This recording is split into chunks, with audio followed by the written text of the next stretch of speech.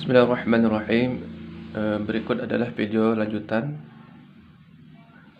tentang cara mengajarkan buku Shahibut Tilawah. Nah, ini bagian keduanya. Setelah sebelumnya di bagian pertama kita mengajarkan tentang itu pengenalan huruf, ya kan, sampai halaman ke-17 ya. Nanti silahkan buka video di bagian pertama Shahibut Tilawah, cara mengajarkannya. Nah, sekarang kita melanjutkan. Kami ulangi sekali lagi bahwasanya buku Shahibut Tilawah ini hanya terdiri dari 3 jilid. 1, 2, 3, masing-masing jilid berjumlah 40 halaman. Jadi ini sangat ringkas ya. Kalau dihitung-hitung, kalau per halaman ini secara pengalaman kami mengajarkan itu hanya 15 sampai 30 menit. Artinya secara keseluruhan sampai selesai buku ini menghabiskan 30 sampai 60 jam. Dengan target orang mampu membaca Al-Qur'an dengan benar sesuai dengan kaidah tajwid ya. Riwayat Hafiz an Asim, Thariqah Syatibiyah. Baik, kita lanjutkan. Di jilid pertama ini kemarin kita sudah bahas tentang pengenalan huruf. Nah, selanjutnya adalah sejak halaman ke-18 ini itu adalah latihan huruf bersambung. Nah, tadi kan pengenalan huruf dengan cara terpisah, sekarang bersambung. Jadi yang diperkenalkan di sini adalah huruf-huruf yang memang dia kalau bersambung di awal berubah bentuk, bersambung di tengah, letaknya di tengah dia berubah bentuk, di akhir juga berubah bentuk. Adapun yang tidak berubah bentuk dia tidak dibahas. Misalkan seperti ba ini. Dia kan kalau di tengah seperti ini jadinya bentuknya. Mohon maaf, kita dekatkan supaya lebih jelas ya. Nah, itu. Jadi begini ya. Jadi yang kira-kira berubah bentuk ketika dia disambung maka dia itu yang dijelaskan. Misalkan nih ja, maka dia seperti ini jadinya kalau di depan. Nah, begitu juga ha di tengah. Tapi kalau di akhir dia tetap seperti itu. Nah, ini mengajarkannya intinya satu aja di sini, jangan sampai kita mencontohkan bacaan itu yang salah. Misalkan ya, yang benar itu misalkan gini. Nanti kita mengajarkan anak itu ketika di halaman ini pertama kita contohkan sebagaimana biasa. Ba ba ba ba ba ba. Nah, ingat jangan sampai kita mempanjangkan bacaan pendek. Jadi kita mencontohkannya dengan jangan seperti ini misalkan. Ba ba ba ba ba ba. Nanti anak akan meniru seperti itu. Jadi harus tegas kita membedakan yang pendek ini. Sekarang kita belum ada bacaan panjang, ini seluruhnya pendek ya. Jadi jangan sampai kita memberi tempo dalam penyebutan huruf sehingga anak nanti meniru seperti itu. Jadi ba ba ba, nah seperti itu. Ba ba ba, gitu juga. Ta ta ta ta ta ta. Jadi dibacakan anak mengikuti, kemudian mengikuti. Sa sa sa sama dengan sa sa sa. Ba ta sa sama dengan batasa. Nanti setelah anak itu diperkenalkan 2 baris ini, nah suruh dia melanjutkan ini seluruhnya. Insya Allah mereka langsung bisa ya. Pengalaman kami mengajarkan ini selalu alhamdulillah bisa terus gitu anak-anak. Jadi menalar mereka gitu. Nah, terus begitu seterusnya. Ja ha kho. Ja ha kho sama dengan ja ha kho gitu. Terus kemudian contohkan lagi sampai 1 baris. Pokoknya yang dicontohkan 2 baris anak mengikuti ya. Kita baca anak mengikuti 2 baris ini, selanjutnya mereka meneruskan sampai ke bawah gitu. Dan kita harus disiplin. Suatu waktu anak itu misalkan dia bacanya, kan biasa anak tuh mikir ya, kemudian dia menyeret bacaan. Misalkan gini, dia lagi mikir, tapi sambil mikir dia menyeret bacaan. Itu kita harus tegas itu.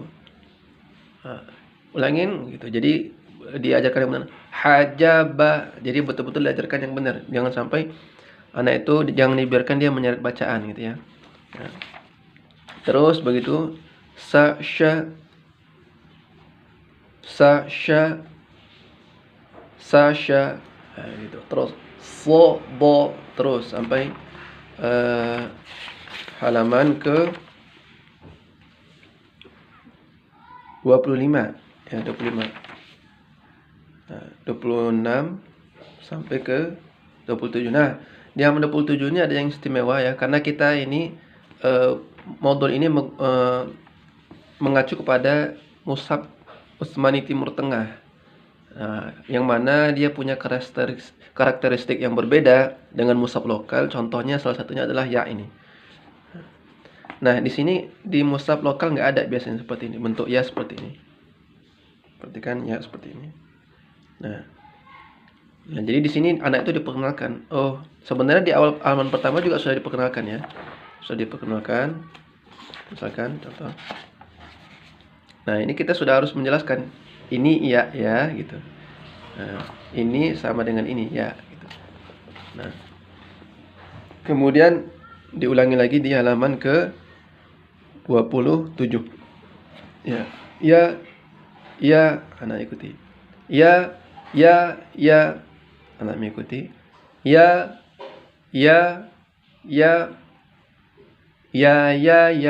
gitu. Nah, terus anak itu melanjutkan sampai ke bawah terus. Nah, begitu juga di sini hamzah ya kan, hamzah. Nah, hamzah ini juga yang sangat penting karena dia kalau tidak mengerti nanti dia bisa salah menyebutkan. Contoh seperti ini.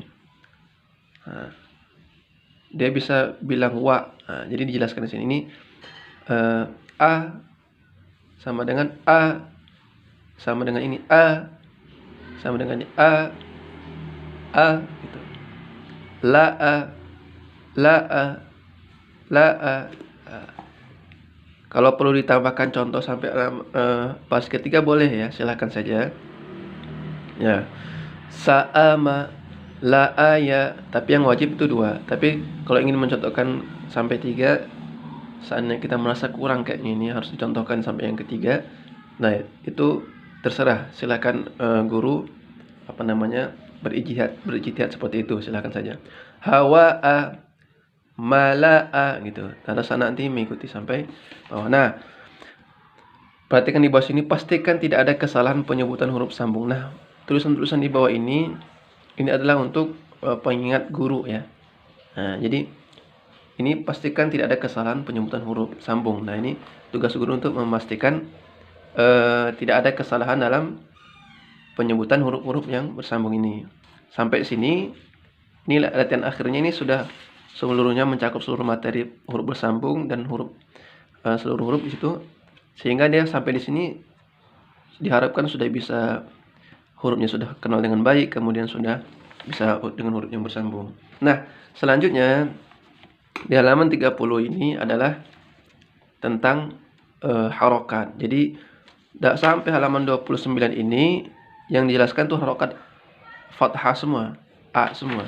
Nah, di sini sudah mulai jelaskan tentang harokat ya, macam-macam harokat. Di antaranya nanti yang pertama tanda baris di bawah i kasroh dibaca. Jadi kita ini mengajarkan seperti ini. Coba baca atau kita bacakan. Tapi saya biasanya suruh baca. Tanda baris di bawah atau kasroh dibaca i. Nah, dia baca sebentar. Jadi kalau baru saya jelaskan. Jadi kalau ada tanda seperti ini bacanya i. Nah, baru kita contohkan i, b, t, c. Nah, kira-kira anak itu sudah pengen sendiri. Biasanya mereka pengen sendiri. Oh, sudah kira-kira sudah tahu lah gitu. Nah, silakan saja lanjutkan sendiri anak itu. J, hi, khi, di terus sampai ke sini. Nah, baru di sini latihannya.